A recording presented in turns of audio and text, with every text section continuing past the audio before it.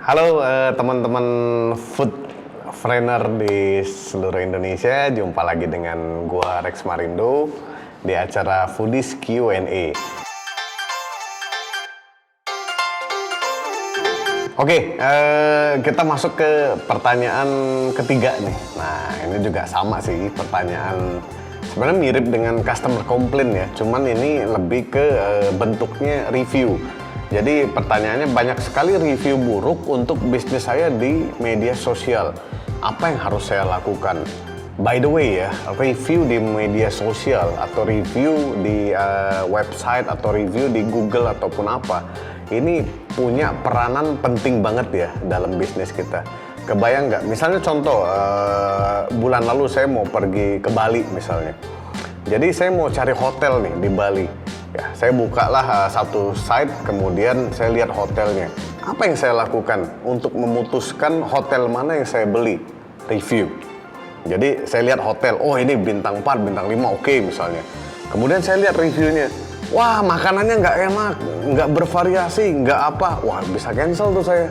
Gitu untuk nginep di hotel itu. Even though itu bintang 4 atau bintang 5 sekalipun. Mau bintang Kejora juga bodo amat, kalau reviewnya bad, saya nggak akan beli. Akhirnya saya milih satu hotel ya di daerah Kuta katakanlah, karena reviewnya bagus-bagus.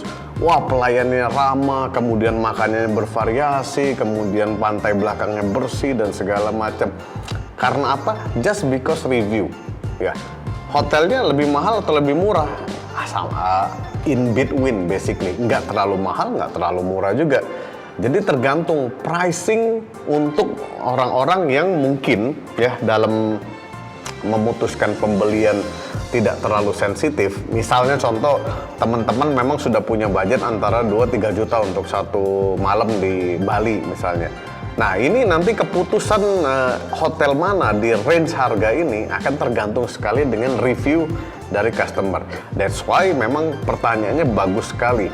Ya, apalagi kalau banyak review buruk. Wah, ini danger banget nih untuk teman-teman ya.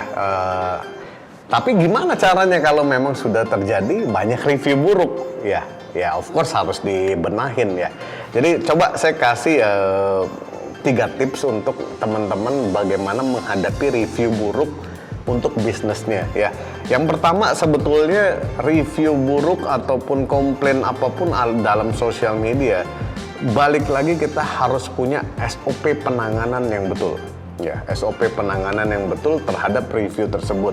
Contoh, misalnya restoran kita di-review kurang bagus di sebuah site misalnya.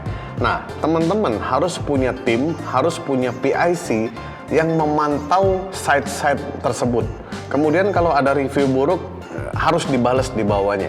Ya, dibalas di bawahnya. Misalnya, mohon maaf atas ketidaknyamanan, kita dari manajemen terima kasih banyak atas reviewnya dan kita akan perbaikin. Mohon kembali lagi ya sis ya, atau ya bro ya. Nah, jadi yang penting ketika sudah terjadi review buruk ataupun komplain adalah how to handling it.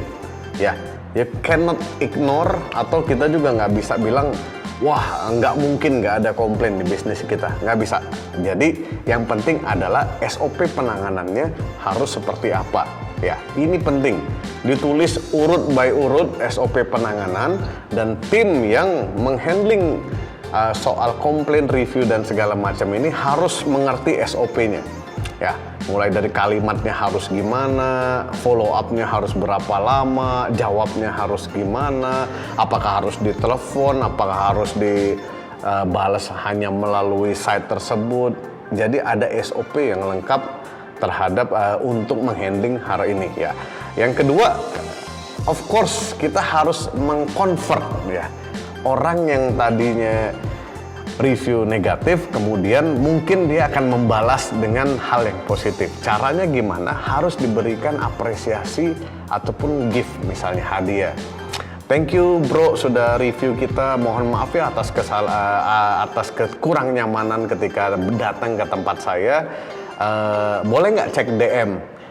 Nah, kita mau kasih voucher terima kasih atas inputnya misalnya. Nah, bisa jadi orang ini kemudian karena mendapat apresiasi, dia kemudian jadi lebih bahagia. Dia gunakan vouchernya, kemudian ketika dia gunakan voucher, dia makanlah, ngopilah di tempat kita dan mendapatkan pengalaman yang berbeda.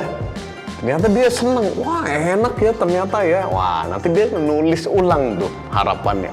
Dia nulis ulang, wah ternyata enak ya, oke lah. Memang kadang-kadang ya kalau saya suka ngomong ya, kadang-kadang kalau saya makan di satu tempat misalnya, lagi suwe aja lah, lagi suwe, bahasa Bandungnya suwe tuh, lagi sial lah misalnya. Kebenaran aja yang lagi masak, lagi pengen kawin jadi keasinan misalnya, itu 1-2 case tuh pasti terjadi. Tapi ketika saya di handling, wah mohon maaf Pak Rex ya misalnya, wah kayaknya memang kokinya agak galau hari ini. No, fine lah Pak. Ini Pak voucher 50.000 nanti bisa dipakai lagi untuk datang. Dan I'm a loyalist on your cafe or restoran, no problem. Ya orang kita itu orang yang suka memaafkan sebetulnya.